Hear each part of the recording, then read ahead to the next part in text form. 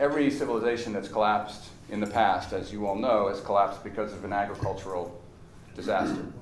And soil and food, in many ways, is ground zero of any sustainable economic system. And the prognosis on our food system is not good. The decline in soils, the increase in deserts, the increase in desertification is not that well known in the mainstream, but it's very frightening.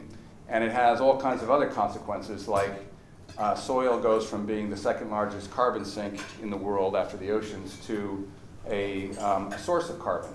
And as soils degrade, carbon is released, and on a scale that matters to the global climate change challenge. And so I got personally interested in this issue and met a man named Alan Savory, who has spent 40 years in a very entrepreneurial way figuring out how to manage cattle to mimic nature. And in the process, he's proven that he can restore grasslands in a way that's actually profitable to the ranchers. And the grasslands comprise about a third of this planet.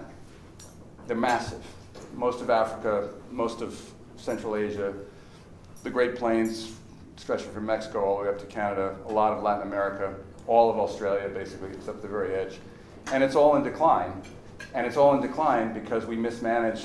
All the animals that used to work symbiotically with grass have been either killed or are now basically placed in pastures and left to overgraze the grass. And so what Alan's figured out is that there's actually a way to manage much more similar to the way the buffalo used to roam, and miracles happen. I mean, literally miracles. I mean, rivers that used to go dry are now filling up and moving up hills because healthy soil holds water, builds biodiversity, does all this good stuff. So, you know, it's all about healing the land. And so I think healing the land is a central principle of this new economic system. And whether that's done in organic farms near cities or on massive grasslands across Australia, that has to be part of this new paradigm. We need to think differently about the way we treat and manage the land.